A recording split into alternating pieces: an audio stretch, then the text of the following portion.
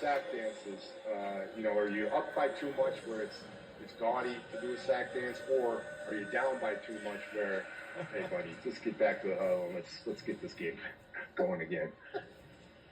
Did you guys have touchdown dances? Yeah. Just a long list. Just had them lined up for the multiple ones we were going to have throughout the season. I think Watt would have caught that pass, Eli. Let's talk about his high school catching career. I mean, you were coming out of high school, you were a two-star recruit. You played one season of tight end at Central Michigan, and then they wanted you to change to offensive tackle. So you transferred to Wisconsin, and the rest is obviously history. But, JJ, have you ever thought of how your career would have turned out if you were a tight end? I do. At Central Michigan, I do have to give them credit. They had turned Joe Staley from a tight end to an offensive lineman, and that worked out pretty well. So if you're looking at that blueprint, you're thinking, maybe we should try that again. I'm not going to lie to you. No, I don't love offensive linemen. It was my life goal to destroy them. That was my job. And it just wasn't for me.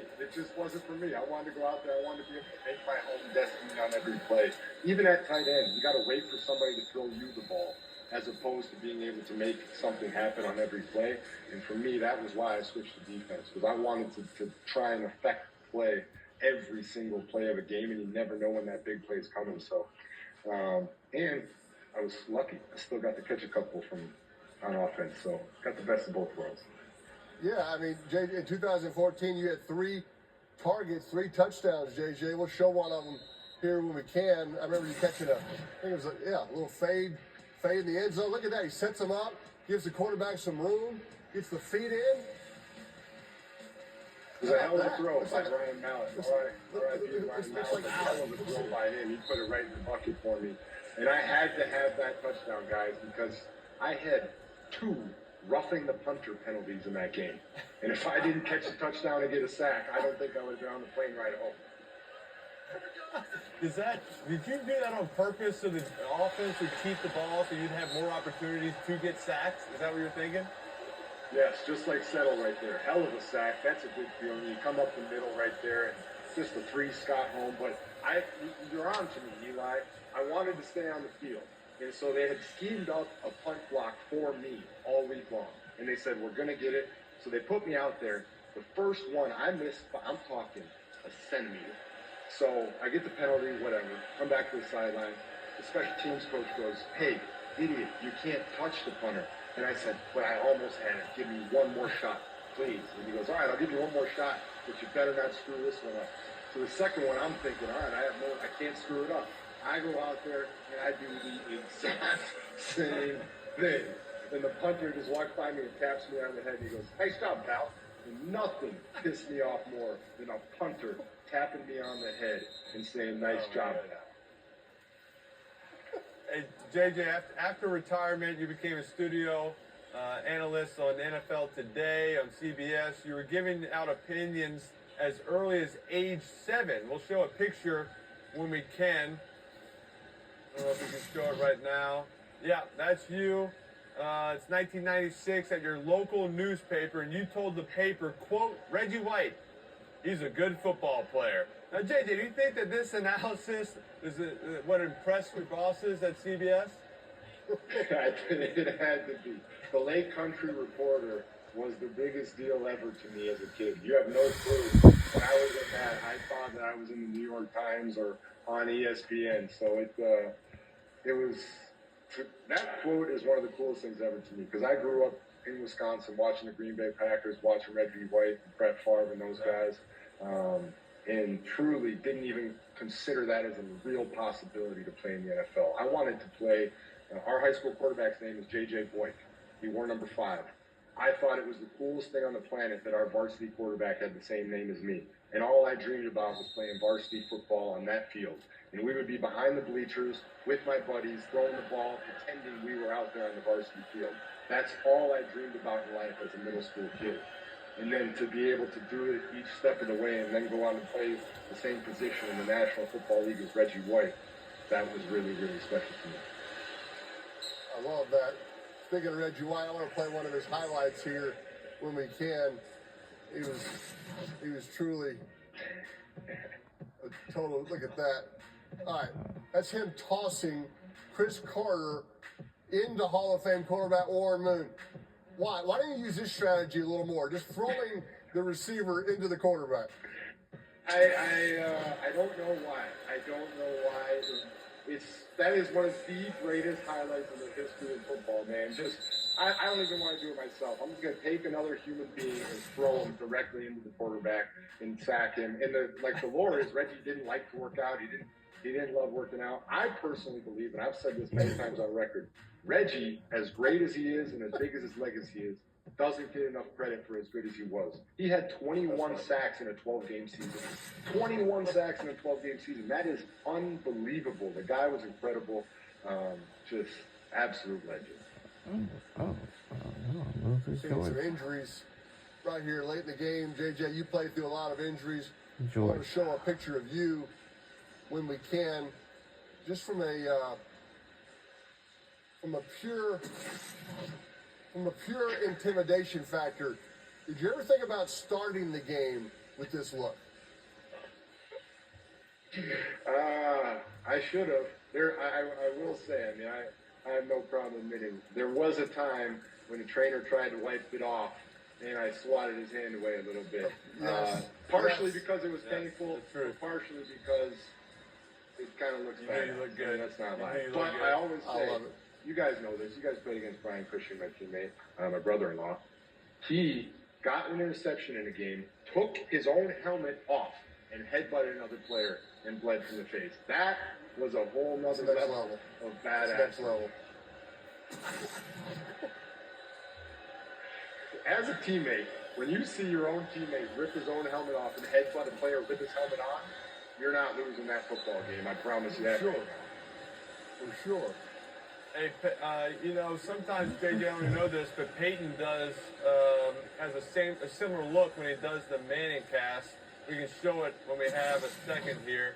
Are you impressed that he can broadcast through this pain?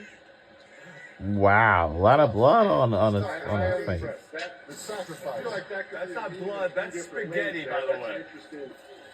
That's interesting. That's meat sauce. Oh, After halftime, at him eating. That's not blood. Just so you know. Yeah, that's Look at that. You uh, got it on the quarter zip. I mean, you guys are On the keeping quarter quarter zip zip. business in business here. Congratulations, every quarter zip company in the country. But that one had to go in the trash, I imagine. oh, Yeah. JJ, yeah, that was close. JJ, I know you and TJ have a combined 217 and a half career sacks, which is easily the most for two brothers. And that oh wow, seems that's pretty 117. impressive. But I was crunching some numbers and noticed that Peyton and I were sacked a combined 714 times, which is also a record for two brothers. Which do you think is more impressive? Is that real? 700? 714 combined sacks for us. Yes. That is unbelievable. Congratulations. I mean, Thank you. Thank you. I don't know if that will ever be broken. I don't think that will be broken, Pete. Brothers, combined sacks. You got to throw it away, Eli. You held the ball. I mean, even that one D'Amico sacked you on. we You might could've break thrown it away. tonight here. The Texans might break it on the Cowboys here in the fourth quarter. This is it. They're not blocking anybody. My God. Does he do it? This is not Right, good. what do you think? Stadium's Like, falling at, apart. At, You can't get at the this curtains moment, closed. at this moment, JJ, are we getting into, hey, you can't do a sack dance right now? Like, what are you feeling? We're getting there? Yeah. No. Yeah, no, we're Hard to getting do. into pity territory. We're certainly getting into it. I mean, Daniil Hunter on the last play with a phenomenal sack. But here we got this one, which is, I mean, they're also easy sacks. Like, these are not, those aren't looking like, it's kind of like a submarine with a screen door, you know? It just doesn't work. JJ, we're talking Again, about I have a Reggie question White. for you. Oh, go ahead, fire away. So I've heard this, and it's gone through more many times, but I'm curious to hear it straight from you. Back in 2012, I believe it was, you were a free agent, obviously. You were deciding after your Colts career where you were going to head, ended up with the Broncos winning the Super Bowl. But there were a lot of rumblings about Houston around that time. I'm curious to hear from your side what went down there. Yeah, I I mean, I was kind of wide open. God, I hate seeing these injuries. That mark. Obviously, it was kind of a little bit of a shock to me, and so you try to kind of look for, kind of familiarity. I was so entrenched there in Indianapolis, and I felt like I kind of knew the division, of course, in the AFC South. So I think that was kind of interesting to me to possibly stay in the division. I took a visit to the Titans, and you got to pick one place to go and just kind of make it work from there. But obviously, to come down there and play with you would have been fun. To make it where there's no way you could hit me anymore. That was my only option. I got to come with Houston, so that was probably the big draw for that. But ended up picking Denver. It was a good pick. But yeah, kind of all options were on the table at that point. Obviously, except probably the Giants. Eli wasn't going to let me. You didn't want to come be my That was backup. the ultimate big brother move of all time. You didn't want to come be my backup. Hey, we got red zone here, JJ. What are you feeling? How do you think the Texans going to score here? I do think they're going to score. Let's see here. I mean, I would imagine keep the ball on the ground for everybody's sake. Let's just get this sucker moving towards the 0-0-0 mark. But I think Mixon can find his way to pop through here, so I'll hopefully get on the board with Joe Mixon here. I like that. That's a good educated guess there. JJ, we were talking about the Packers. In 2019, the Texans had a joint practice at Lambeau. You participated in the Packers' great training camp tradition, riding those bikes. I'm going to show a video here when we can. It's you riding a bike. We'll take a look at it after this play.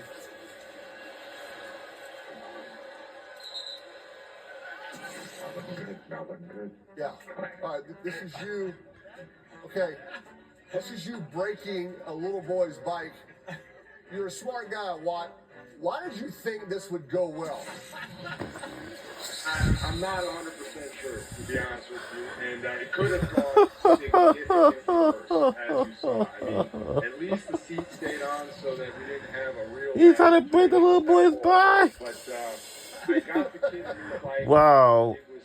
Why are you trying to break the little boy's bike? But he's kind of too big for it. I didn't see his bike before I saw him, and so I walked over to him. And then I looked at the bike, and I thought to myself, this is not going to end well. And newsflash, did not end well. But for me, again, going back to childhood, that was one of the coolest memories in history for me because I grew up going to Packers training camp, standing outside their parking lot with a T-shirt trying to get autographs. And then so for me to ride a bike over their practice was really, really special. That's awesome. Getting chippy out there, end of the game. Hey, JJ, a few weeks ago, we were very excited to have Paul Rudd on the Manning Cast, and I know that you've met Paul. We'll show a picture when we can. Right here, this is... You captioned the photo, quote, "My nipples couldn't contain their excitement." And I guess my question is, how excited were you to come on the show tonight? And please, you can just show us. You don't have to tell us. Well, guys, I'm just kidding. I know what kind of game this is when we're talking my nipples in the fourth quarter with 3 minutes left. So I think, I don't know if even, clearly not much of America's left here that we get into nipple talk in the fourth quarter. The FCC is allowing it. But Paul's a legend. We were swinging bagels together in New York City and had a blast doing it. So shout out Pop-Up Bagels and Paul Rudd, one of the nicest humans of all time, by the way. I can't imagine how excited you're going to be if you get on this perfect prediction panel. I mean, I'm feeling good about it. Everywhere. The fights are Guys, out. we can't get chippy after every play. This is getting out of hand. JJ, you developed a close friendship with Arnold Schwarzenegger. He even offered to officiate your wedding. And I imagine he's tempting to break into an Arnold impression whenever you talk. So how often do you talk to him in your Arnold voice? I haven't actually spoken to him in my Arnold voice. That is something I should try. But he's awesome, man. I love him. He's great. We talk pretty often, and he's been a great friend to me. Been out there to his house, and I don't know if you guys have seen her now, but he has a donkey, big. They eat breakfast with him. So you sit down at the breakfast table and he's got, the donkey just walks up and it's eating breakfast with you. Little disturbing the first time you ever do it, but then it's pretty badass. And you think about how cool that is. The dude's just got trained pigs and donkeys in his house. So what a legend that guy is. Named Peyton. And the donkey named Peyton. The donkey came on the Manning cast. The donkey was on the Manning cast with Arnold. He was eating also. And, Arnold's not the first person. No donkeys. He's the first person to he just left the show. We didn't say goodbye. He just said, like, all right, I'm done. There you go. Eli, Touchdown He's Texans. on it. He's on the perfect prediction. Let's go. Right in the middle. Right in the middle. Howard, you got Ryan, and you got the whole crew there. Joe, Kelsey, Lyman, I got Pops Manning up there. Oh, what an honor. What an honor. God's good hair. Good hair. The hair is. Your hair is so much better now than it was in some of those high school pictures. You had like the bowl cut. I did. But now it's good. I did. Not That's the biggest or strongest. You told me I was a two-star recruit. Just thanks for having those two, because I think you must have had to dig through a couple scouting sites to find that one. You guys both 5 stars, I assume. I mean, I know the legends of it, but just pick any school you want. Every official visit. This had to be a sweet thing, no? Yeah, we were pre-stars. Did you know Nationwide is so much more than a great insurance company? They're one of America's largest financial services companies, too. Just like I'm so much more than quarterback Peyton Manning. I'm also Peyton Manning. It's lovely, Peyton. Did you say Peyton or Peyton? Peyton. Peyton. Peyton. Peyton. Great work. Thank you. For your insurance and financial needs, Peyton, Nationwide is on your side. Sorry, JJ, we had to get that in. If Peyton goes more than 30 minutes without seeing a commercial that he's in, he gets a little antsy. So we got to put him in there. That's like his medicine. Well, we were talking about Lulu Schwarzenegger's donkey in the fourth quarter. So I think a good commercial break from that's not a bad thing.